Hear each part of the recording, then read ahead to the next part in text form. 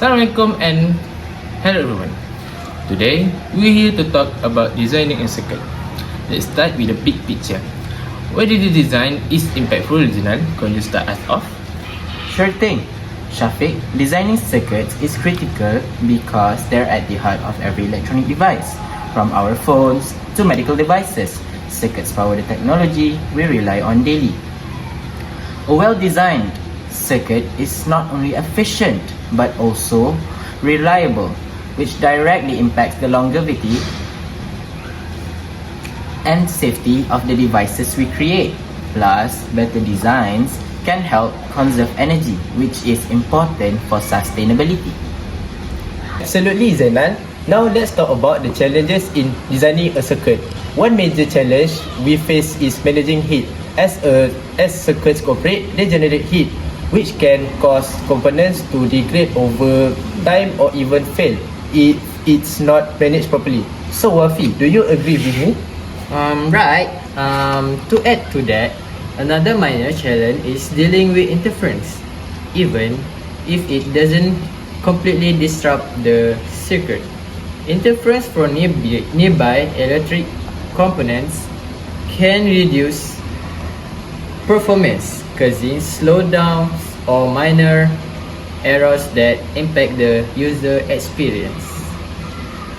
Good point, everyone. Managing heat and interference are definitely been obstacle. So, what can we do to prevent this issue?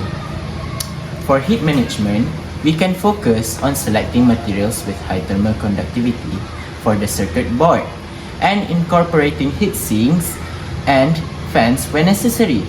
Efficient design layouts, such as keeping high power components spaced out, can also help reduce hotspots. And for interference, we can shield insensitive components with special enclosures or position them strategically on the board. Using filters to block certain frequencies can also prevent unwanted signals from affecting the circuit. These are great solutions. By anticipating these issues, we can create a circuit that performs reliably and lasts longer. Every step in the design process is essential to prevent future failures or inefficiencies.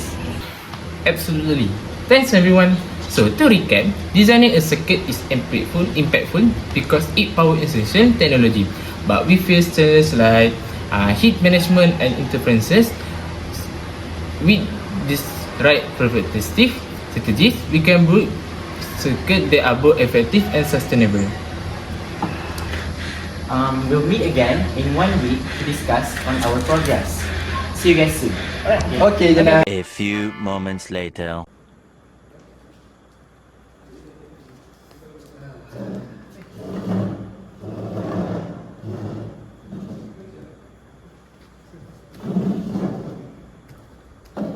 So it's been 2 weeks. It's been 1 week. Yes. Yeah. Alright everyone, it's been 1 week since our last meeting. I'd love to hear about new progress and any new discoveries or challenges. Jenan, why don't you start first? Sure, Shafiq. We've made some good progress. By optimizing the layout, we reduced the circuit's energy consumption by about 15%, which should help with both efficiency and heat control. But here's the question. What specific areas do you all think could be improved further to reduce power usage? Great question, Janan. I would say we could look closely at components like resistor and capacitor. By optimizing their placement, we might be able to cut down on excess power consumption. But what do you think the power reduction is only 5%? Could it be related to the design itself or maybe even the materials? Good point, Haziq. I think part of it might be due to the type of materials we are using. Higher efficiency materials could improve this, but they often come at a higher cost. Where do you think we should draw the line between performance and cost efficiency? It's always a balancing act, isn't it? I think we should prioritize materials that deliver on both performance and cost. But maybe we can test a few alternatives to see what gives us the best balance. Um, could you look into different materials and see how they impact the cost performance ratio? Good thinking, everyone. Now, Haziq, I know you were working on thermal management. What have you found so far, and what solution are you considering? I test a new material with better thermal conductivity, which helps keep components cooler, but it also raises the overall cost. Do you all think it's worth investing in this material, or should we look at other cooling techniques? And how might we measure the impact of using different materials on the overall lifespan of the circuit? That's a great question. Maybe we can run some simulations to predict the lifespan with and without these materials to get a clearer picture.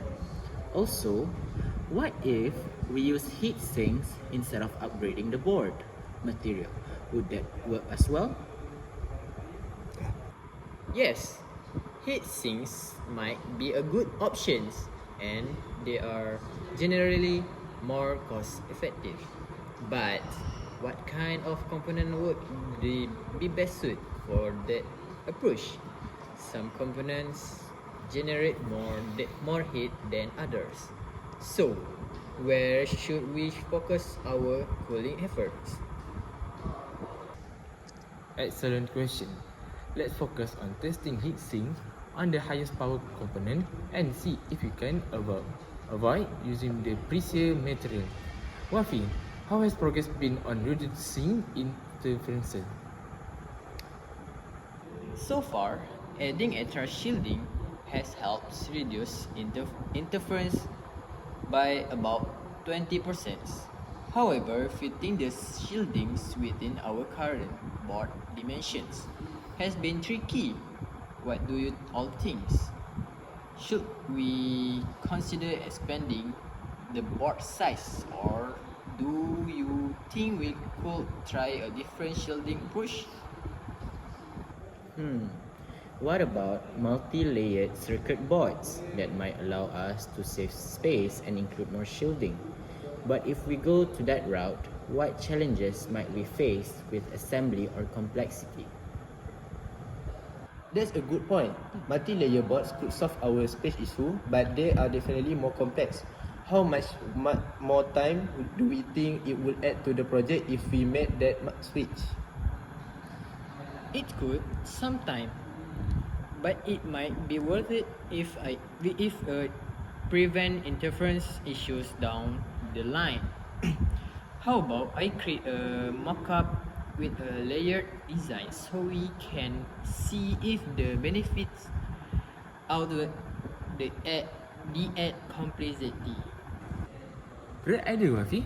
So, to summarize, Jenal, can you explore ways to reduce component without sacrificing performance? Haziq, can you test alternative material for heat management and predict the impact on circuit lifespan? And Wafi, let's see the multi-layered mock-up to address the space constraint for interferences control. Sounds good. What's our timeline for finalizing these decisions? Let's aim to review our option in another week. We'll decide on the best approach to based on everyone finding. Then for all the great ideas and questions today.